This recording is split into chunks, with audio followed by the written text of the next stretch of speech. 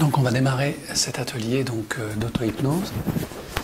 Voilà, donc avant de démarrer l'atelier d'auto-hypnose, on va juste faire un bref état des lieux de la matinée qu'on va passer ensemble. Donc ça va passer très vite, comme d'habitude. Donc je vous invite vraiment sur les prises de notes à noter les prises de conscience. Voilà. Pour ce qui est de l'aspect informationnel, vous avez d'une part le manuel, auto-hypnose, avec les 19 séances pour évoluer, et vous avez surtout en support la chaîne YouTube ActiveZen, où là vous allez retrouver 3 des exercices que l'on va faire ce matin. Donc ça sera encore un support de cours pour vous à pratiquer chez vous tranquillement. On va aborder l'auto-hypnose sur les aspects fondamentaux qui sont, premièrement, qu'est-ce que l'hypnose et quels sont les différents types d'hypnose qui existent aujourd'hui et à quoi elles servent. Qu'est-ce que l'auto-hypnose, qu'est-ce que ça apporte. Ensuite, nous verrons les limites de l'auto-hypnose. On peut traiter beaucoup de choses dans l'auto-hypnose, mais pas tout. On fera aussi un rapide survol de qu'est-ce que l'estime de soi et la confiance en soi. Voilà, je vous donnerai les définitions classiques retenues en psychologie pour ces 2 aspects de la construction identitaire. Bien sûr, il y a d'autres définitions. Vous aurez ensuite une séance que j'appelle relaxation consciente. Donc la relaxation consciente, elle consiste à prendre conscience que vos états d'être peuvent être modifiés à tout moment, simplement parce que vous posez l'attention sur vos sensations physiques, vos pensées ou vos comportements. Chose qu'on fait rarement. En général, on est piloté par notre inconscient de manière automatique. Eh bien, la relaxation consciente va consister justement à ne pas faire comme d'habitude. Et à vraiment être présent à ce qui se passe en nous, dans notre tête, dans notre cœur, au moment où on veut justement commencer à piloter notre relaxation. Et là, on va commencer à faire une incursion dans un état qu'on appelle sublogique. Je m'explique. La plupart du temps, nous sommes dans un état logique, ce qu'on appelle la zone de confort. On sait où on est, on sait où on va, on sait ce qu'on ressent, on connaît notre histoire. Dans cette zone de confort, il y a aussi nos inconforts, nos souffrances, nos blessures, nos peurs. Ok, ça c'est l'état logique. L'état sublogique, c'est quand on commence à mettre un pas à l'extérieur de la zone de confort et qu'on aborde la partie imaginaire, imaginative de notre cerveau. Nous ne sommes pas que des êtres de rationalité, nous ne sommes pas que des êtres émotionnels, nous sommes aussi des êtres créatifs. Et cette part d'imaginaire en nous nous fait passer d'un état rationnel, logique, à un état irrationnel, illogique, puisque le principe de l'imaginaire, c'est de briser toutes les barrières. Et cet état sublogique, eh bien, pour notre cerveau, pour notre mental, il est tout aussi réel que l'état rationnel. En clair, notre mental fait très peu de différence entre ce qui est concret, perçu par les 5 sens, et ce qui est totalement imaginé. Et cette découverte-là, qui a été faite récemment par les neurosciences, conforte l'idée que des états modifiés de conscience peuvent à terme modifier nos pensées, nos émotions et nos comportements. Alors bien sûr, il y a des limites à tout ça, que je vais expliciter. Les limites, c'est d'abord les limites de vos croyances, constituées par vos croyances, les limites constituées par vos valeurs, par votre éducation, par le contexte sociétal dans lequel vous évoluez, le contexte religieux, politique, professionnel, familial, amical, sentimental, sensuel. Donc, il y a un état de fait où on peut s'exprimer et expérimenter ce que l'on est, mais cet état de fait, il est bloqué par des limitations, ou des résistances, ou des barrières psychiques, émotionnelles. Ça, c'est la zone de confort. Et il existe une porte de sortie, qui est la porte de l'imaginaire. Et le praticien en hypnose ou en auto-hypnose va faire grand cas de cette partie imaginaire. Parce que comme le disait Einstein, c'est pas dans la boîte à problèmes qu'on trouve les solutions. Il faut bien qu'on sorte de cette boîte qu'est le mental. Et Picasso disait tout ce qui est imaginaire est réel. Parce qu'il avait bien compris que pour notre mental, à partir du moment où les émotions étaient là, le ressenti était là, eh bien, c'était réel. Alors certaines personnes me disent non, c'est pas possible, l'imaginaire par définition, c'est pas réel. Certes, mais quand vous allez voir un film, que vous êtes épris d'émotions, par le rire, par la peur, par l'angoisse, par la tristesse, ce que vous voyez finalement, c'est quoi? un faisceau de lumière projeté sur une toile blanche. Rien de ce que vous voyez est réel. Et pourtant, vous interagissez comme si vous étiez en face d'une réalité. C'est bien la preuve que pour votre inconscient, votre subconscient, le réel, l'imaginaire, ça n'a pas de différence majeure. On vit la même chose. On a fait aussi des expériences avec des personnes qui on a demandé de faire des pompes et on a monitoré donc leur électroencéphalogramme. Donc en train de faire des exercices physiques, les ondes cérébrales donnaient une certaine signature. Ensuite, on les a habitués à pratiquer la relaxation consciente, on les a mis dans un état de transe hypnotique et on leur a dit maintenant, en état d'auto-hypnose, vous allez imaginer que vous faites des pompes. On a quasiment obtenu les mêmes tracés. Et au-delà de ça, on a demandé à ces étudiants de faire ça pendant 15 jours et de ne faire aucun exercice physique. Et bien au bout de 15 jours, leurs pectoraux avaient évolué. C'est pour vous dire la puissance de l'imaginaire. Eh bien, la personne qui découvre l'hypnose et l'auto-hypnose est quelqu'un qui va utiliser un outil, un levier extraordinaire qu'on a tous, qu'on appelle l'enfant intérieur. Et cet enfant intérieur, il se nourrit d'imaginaire. Tout ce qui devient réel a d'abord été imaginé en nous. Regardez le monde qui nous entoure. Tout est sorti de l'imaginaire de quelqu'un. Le ballon dirigeable, l'avion, la voiture, les arts, etc., etc. Donc, juste pour vous dire que la rationalité est une aide et un support important et nécessaire. Mais il n'y a aucune raison de s'interdire d'utiliser une autre capacité extraordinaire qu'on a en nous, qui est l'imaginaire. Et l'hypnose permet d'ouvrir cette porte, et l'auto-hypnose encore mieux, puisque l'auto-hypnose, c'est la capacité que vous allez avoir de traiter par vous-même les sujets qui vous semblent importants pour vous, sans passer par l'entremise d'un hypnothérapeute. Mais là encore, il y a une limite, et vous l'avez bien compris, c'est dans votre zone de confort que se trouvent vos blessures, vos peurs, vos doutes, votre culpabilité. Et là, ces limites qu'on appelle des résistances, eh bien, il va falloir être aidé, accompagné pour passer ces résistances en toute sécurité.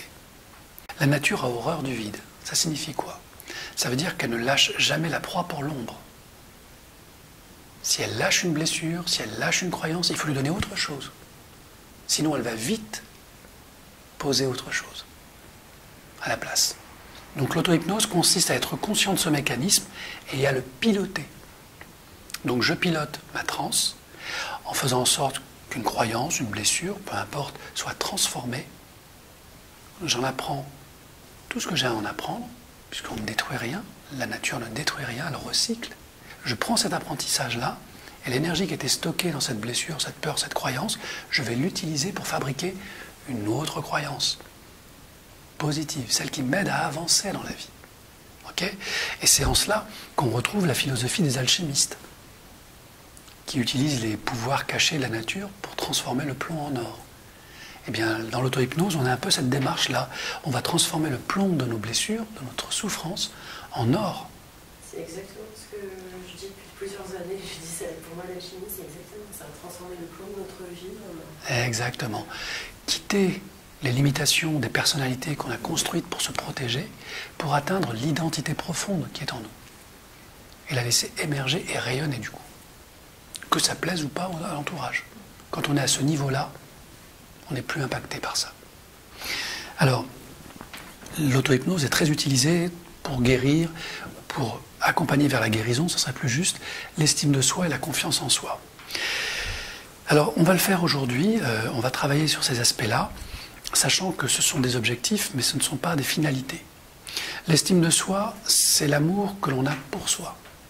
Et c'est l'amour qu'on reçoit ou qu'on ne reçoit pas lorsque l'on est enfant. Donc bien sûr, les parents sont en première loge de cette estime de soi. Mais néanmoins, ils n'en sont pas totalement responsables. Je m'explique. Les parents peuvent aimer ou pas leurs enfants. Mais même s'ils les aiment, l'enfant a la liberté d'accueillir cet amour ou pas. Ça veut dire quoi? Ça veut dire que même si les parents donnent beaucoup d'amour à un enfant, l'enfant peut estimer que cet amour n'est pas nourrissant.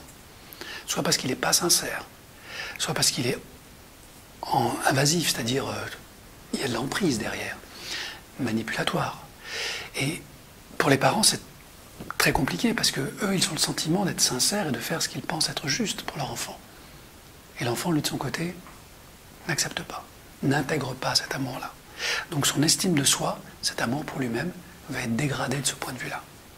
Il va considérer inconsciemment qu'il n'a pas de valeur, qu'il n'a pas de place, ou qu'il n'a pas sa place. Ça peut être lié aux problématiques de fratrie au sein de la famille. Ça peut être lié aussi à simplement des rapports conflictuels entre les parents. Et ce n'est pas parce que les parents sont dysfonctionnels dans la mesure où ils n'arrivent pas à transmettre l'amour dont a besoin leur enfant que l'enfant va avoir une mauvaise estime de soi forcément. On peut aussi considérer que l'entourage peut compenser. Les parents, les grands-parents, un oncle, une tante, une maîtresse d'école, enfin, il peut y avoir des sources d'amour autres que les parents. Et donc même si les enfants ont des parents toxiques ou non producteurs d'amour, l'enfant peut quand même avoir une bonne estime de lui-même. Parce que par ailleurs, il a été aimé, valorisé, protégé.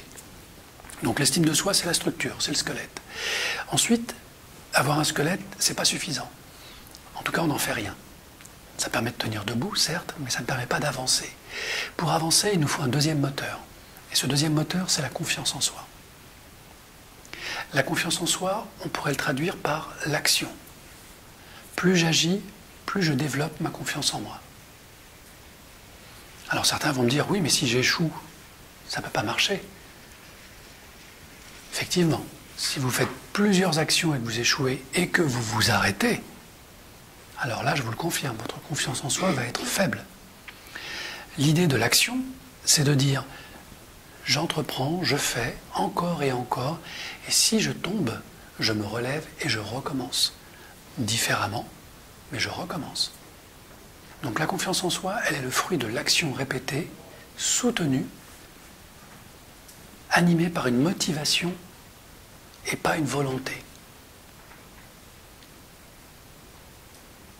Et c'est toute la difficulté du coaching, de l'enseignement aujourd'hui, ou de la performance dans les entreprises. On nous demande de faire preuve de volonté. La volonté, elle fonctionne tant qu'il y a une carotte au bout. Pour la confiance en soi, ça ne dure pas longtemps. Moi, j'ai plutôt tendance à dire aux gens, développez votre motivation. La motivation, c'est un moteur interne qui ne dépend pas exclusivement des stimulations externes. Donc ça veut dire qu'on aura beau demander à quelqu'un d'avoir confiance en lui, de lui jeter un peu du poisson. Voilà. Si la personne n'a pas décidé d'avoir confiance en elle, ça sera... Si la personne n'a pas trouvé en elle la motivation fondamentale qui lui donne envie de faire les choses, on va à l'échec. Et il est programmé par cette surstimulation de la volonté de l'enfant, par exemple à l'école. C'est de ça dont on parle. On commence très tôt le conditionnement. Alors pourquoi l'hypnose et l'auto-hypnose marchent très bien? Parce qu'on travaille de la même manière que les conditionnements qu'on a reçus, mais cette fois en conscience. C'est-à-dire que plutôt que de chercher à supprimer des choses, on va plutôt aller vers ce que l'on veut vraiment. C'est la raison pour laquelle, en hypnose et en auto-hypnose, on va dialoguer avec le subconscient et l'inconscient de manière positive, au temps présent. Donc, encore une fois, l'hypnose, c'est sur quelqu'un qui a envie. Exactement. Exactement. On peut, alors bien sûr, il y a 4 formes d'hypnose. Vous avez l'hypnose classique, de spectacle, qu'on voit à la télévision, qui est très bien faite, et qui fonctionne très bien, mais surtout sur les gens très suggestibles, c'est-à-dire des gens qui ont très envie de s'amuser. Si vous n'avez pas envie de monter sur scène, je vous garantis que ça va être long de vous hypnotiser. Très long. Et on n'a pas le temps. Donc on prend les gens les plus joueurs. Et ceux-là, ils tombent en transe très vite. On les met sur scène et tout le monde s'amuse, et eux les premiers. Ok. L'hypnose ericksonienne, on va traiter tous les symptômes. Tabac, alcool, dépendance, phobie, peur, quoi d'autre, insomnie, cauchemar, enfin des choses comme ça, assez facilement.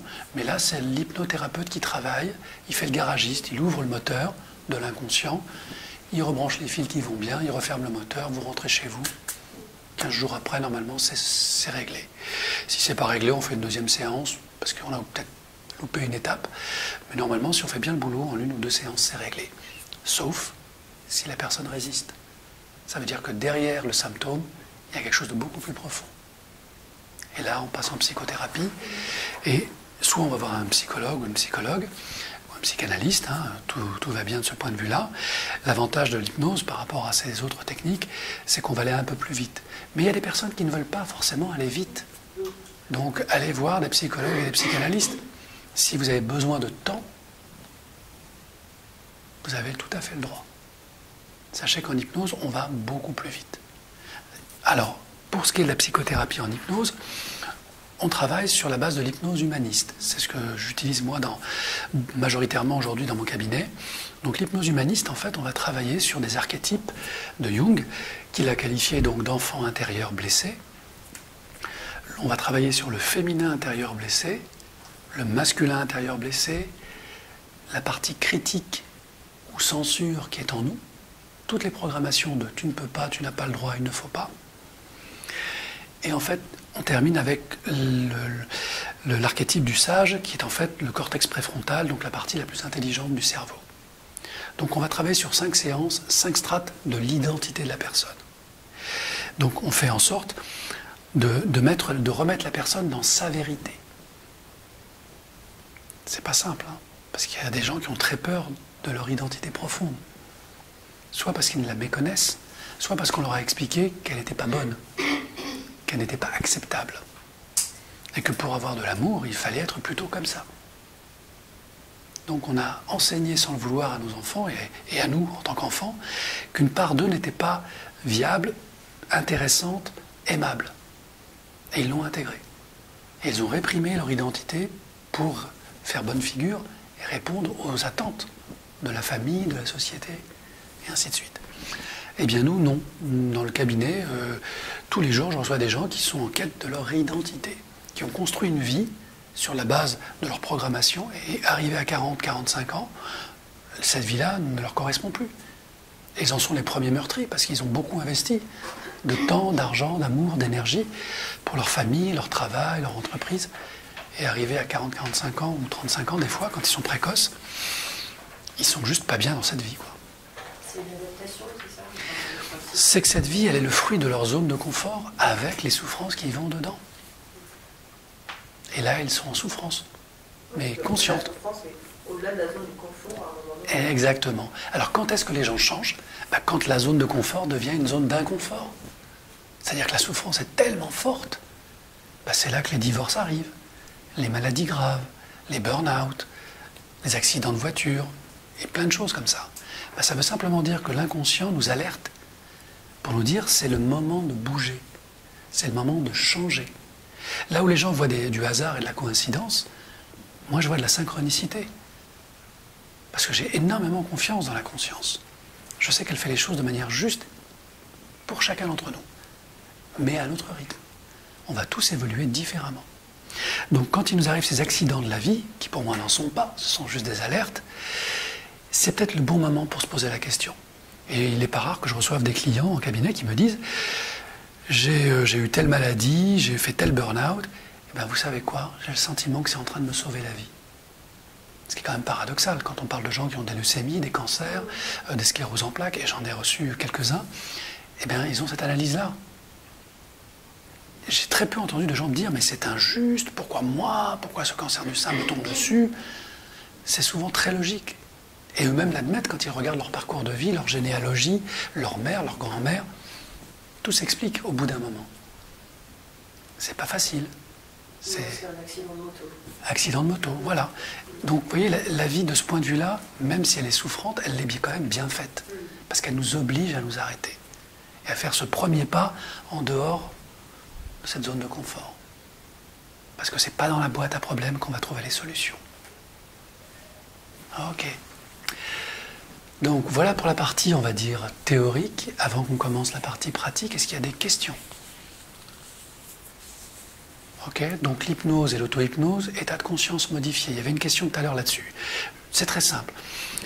On passe toutes nos journées à changer d'état de conscience. Du matin où on se lève au soir où on se couche, on n'est jamais tout le temps au même niveau de conscience. C'est pas possible. Sur le plan psychique, c'est même épuisant pour le mental. Donc sans le savoir, tout au long de la journée, vous passez en transe. C'est vital et ça repose le mental. quand vous vous ennuyez, quand vous prenez les transports et que ça dure longtemps, quand vous faites quelque chose de répétitif, ok, et bien votre cerveau, hop, il se met en veille. Économie d'énergie, comme à l'ordinateur, pouf. Mais vous vous en rendez à peine compte. Et hop, vous revenez dans votre réel avec vos perceptions et hop, vous repartez et vous revenez. Et on passe son temps à faire des voyages comme ça, conscient, conscient. Est-ce que le conscient est un état de transe? C'est une bonne question. Moi, je vois des gens qui sont en transe permanente et qui ne le savent pas. Des gens qui sont surconditionnés par le système dans lequel ils vivent. Et des fois, il faut les choquer pour qu'ils sortent de cette transe. C'est-à-dire de ce nuage de croyances qui fait leur réalité. Alors, soit on le fait en thérapie, et ça arrive, il y a des thérapies chocs comme ça, pour obliger les gens à sortir de leur zone de croyance et de confort. Et là, d'un seul coup, ils se réveillent et ils se rendent compte de toute la manipulation dont ils ont été victimes et qu'ils ont accepté. C'est toujours une co-création. Il n'y a pas de bourreau, il n'y a pas de victime, il y a juste des créateurs qui sont chacun de l'autre côté du manche. Ça, c'est ma perception. Après, je ne dis pas que c'est la vérité, c'est ma perception. Donc, il y a ça, et il y a aussi, bien sûr, les accidents de la vie qui cassent ce nuage de transe. Et de fausses croyances et de fausses réalités. Parce que le mental ne perçoit jamais le réel. Tout est illusion. Notre mental ne fait qu'interpréter des stimuli externes qu'il va rationaliser avec quoi? Sa banque de données, sa bibliothèque. C'est pourquoi on fera un exercice tout à l'heure qui s'appelle la bibliothèque magique ou quantique, qui va vous emmener dans votre inconscient, qui est cette fameuse bibliothèque. Et là, on va aller explorer des choses très importantes pour vous. Et je vous souhaite de trouver la croyance ou la peur qui limite aujourd'hui votre action et votre liberté intérieure. Dès que vous modifiez quelque chose en vous de manière fondamentale, votre vie change. Il ne peut pas en être autrement. Parce que vous ne pouvez vivre que ce que vous êtes. Vous passez votre temps à vous projeter à l'extérieur. Et la vie vous renvoie à ce que vous êtes, comme un effet miroir. Donc, le postulat de base, c'est que si je change à l'intérieur, je change à l'extérieur. Et c'est pas de moi, hein. Bouddha le disait il y a plus de 2500 ans. Si je change mes pensées, ma vie change.